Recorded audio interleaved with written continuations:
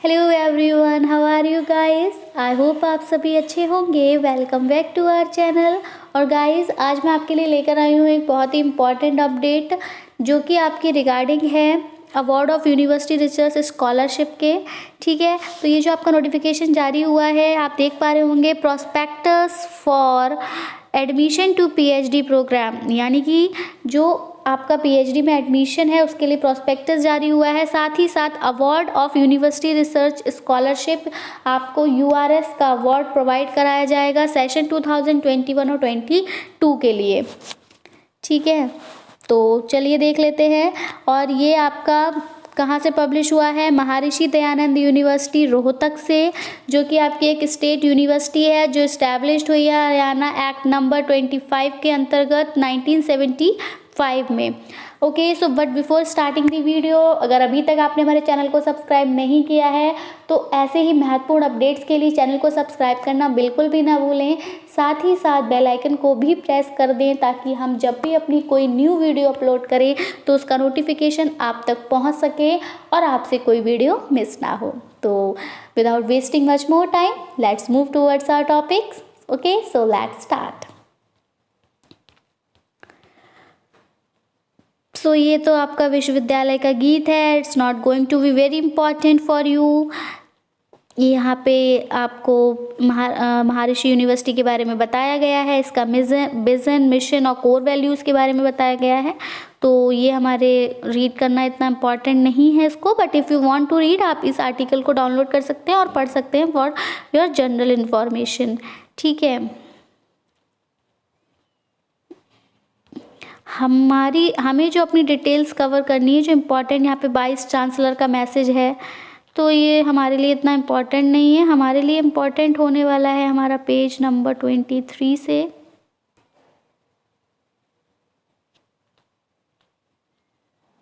जो इन्फॉर्मेशन मैं आपको देना चाहती हूँ, it is on the page of 23,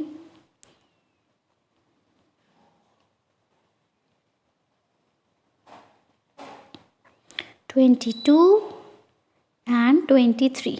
तो यहाँ मैं बात करने वाली थी आपसे चैप्टर 2 के बारे में, जहाँ हम जानेंगे एलिजिबिलिटी और प्रोसीजर क्या है एडमिशन लेने का फॉर पीएचडी प्रोग्राम। ठीक है, तो यहाँ पर आप देखेंगे एकेडमिक एलिजिबिलिटी की अगर बात की जाए तो वो कैंडिडेट्स जो कि पीएचडी प्रोग्राम में एडमिशन लेना चाहते हैं वो इन क्राइटेरिया को फुलफ़िल करते हों। क्या है क्राइटेरिया? तो आप क्राइटेरिया है कि आपके पास मास्टर डिग्री होनी चाहिए 55% मार्क्स के साथ में, या फिर इसके समकक्ष कोई और बी ग्रेड की डिग्री होनी चाहिए यूजीसी 7 पॉइंट स्केल में सब्जेक्ट कंसर्न। ठीक है, जो भी सब्जेक्ट है उससे रिलेटेड।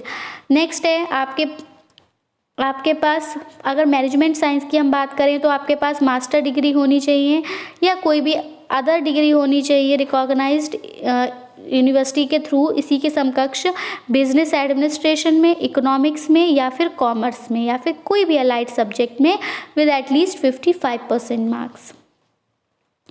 या फिर आप पोस्ट ग्रेजुएट डिप्लोमा होना चाहिए आपके पास मैनेजमेंट में किसी भी रिकॉग्नाइज्ड यूनिवर्सिटी के थ्रू, या फिर आपके पास एमबीए होना चाहिए एआईसीटीई के द्वारा 55% मार्क्स के साथ, या इसी के समकक्ष कोई और बी ग्रेड डिग्री होनी चाहिए।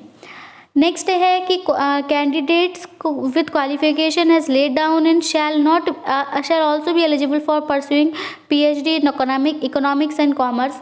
इसमें बताया गया कि जितनी जो ये फर्दर क्वालिफिकेशन थी, अब क्वालिफिकेशन जो भी कैंडिडेट्स के पास होगी वो पीएचडी इकोनॉमिक्स और कॉमर्स में भी कर सकते हैं। बात करें और क्राइटेरिया की, तो आपके पास एमफिल डिग्री होनी चाहिए, या तो और का मतलब है या पहली वाली हो, वो ना हो तो दूसरी वाली हो, वो ना हो तो तीसरी हो। तो इस तरह से ये और का मतलब है कि इनमें से इन चारों में से आपके पास कोई एक होना चाहिए।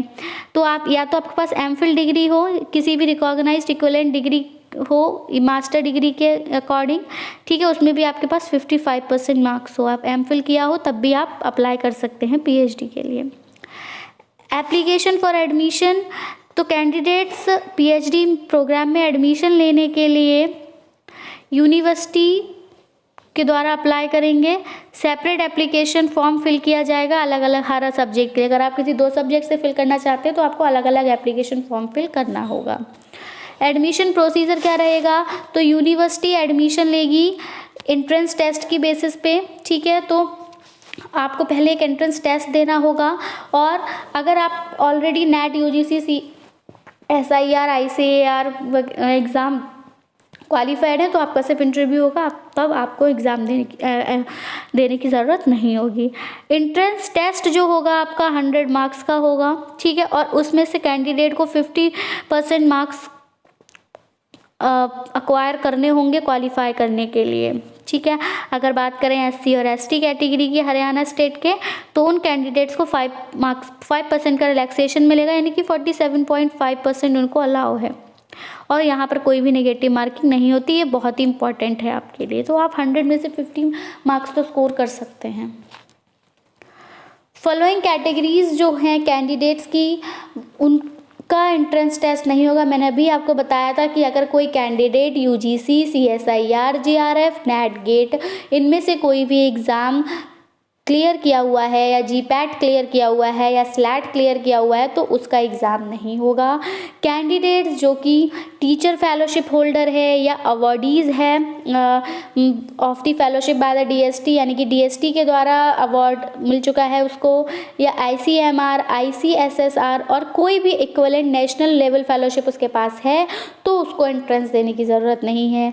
या वो कैंडिडेट जो कि PhD कोर्स वर्क पास कर चुका है, MPhil, या फिर वो MPhil किया हुआ है महर्षि दयानंद यूनिवर्सिटी रोहतक से, तो उसका भी उसको भी एंट्रेंस नहीं देना है।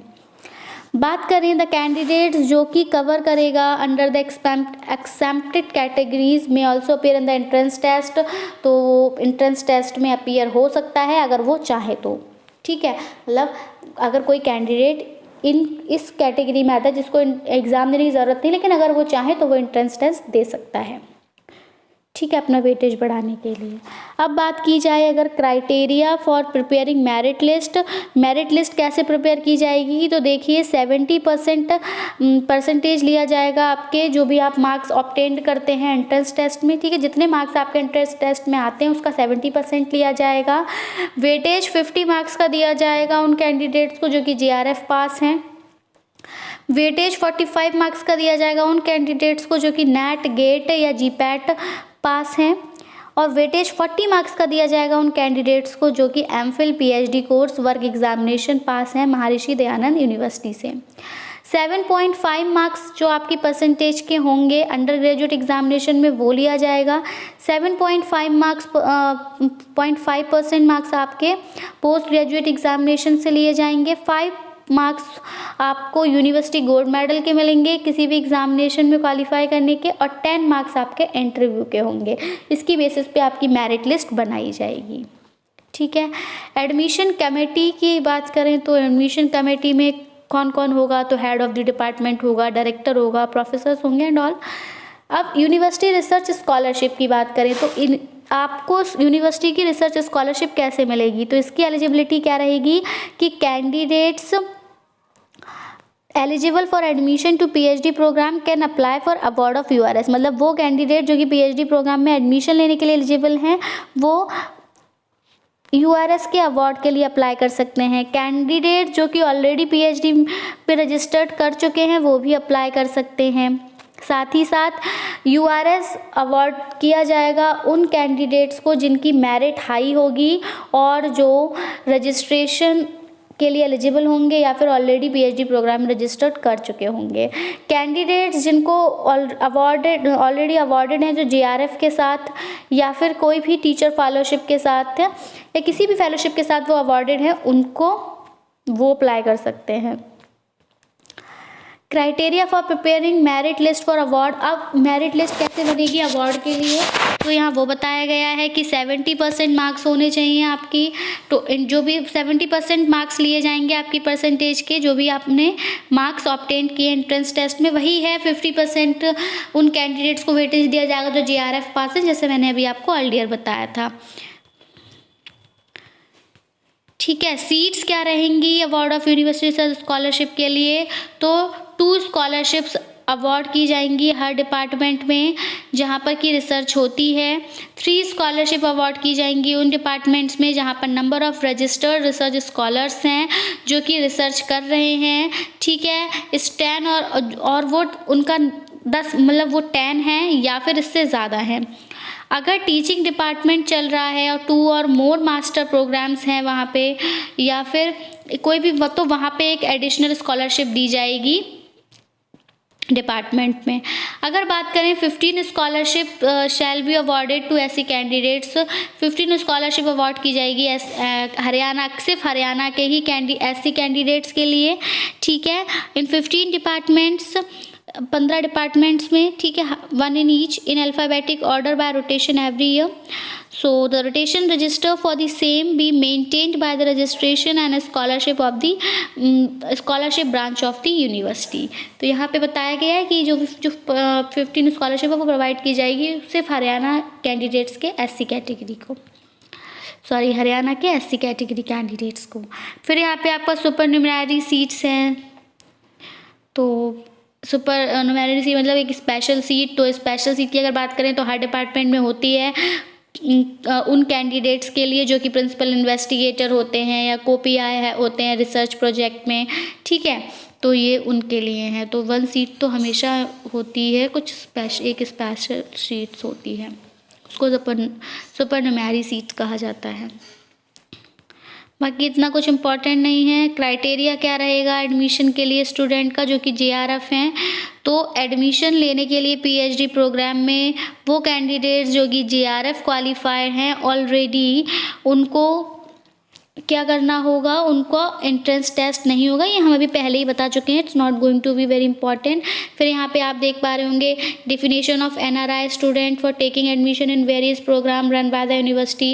एनआरआई कौन होते हैं आप सभी को पता है, जो बाहर से स्टडी करके आते हैं अब्रॉड वगैरह से, उनको यहाँ पे एनआरआई कहा जाता है।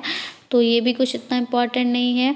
नंबर ऑफ़ सीट्स इम्पॉर्टेंट हैं, ये हम देख लेते हैं कि कितनी डिपार्टमेंट मतलब नेम कौन कौन से डिपार्टमेंट में कितनी कितनी सीट्स हैं पीएचडी प्रोग्राम के लिए और कितनी सीट्स हैं आपकी यूआरएस अवार्ड के लिए। तो आप देख पा रहे होंगे बायोकेमिस्ट्री की अगर बात करें तो वहाँ पे नंबर ऑफ़ सीट्स आपकी 6 है पीएचडी प्रोग्राम में और 3 सीट्स है आपके यूआरएस अवार्ड के लिए। बायो इन्फॉर्मेटिक्स में कोई सीट नहीं, बायोटेक्नोलॉजी में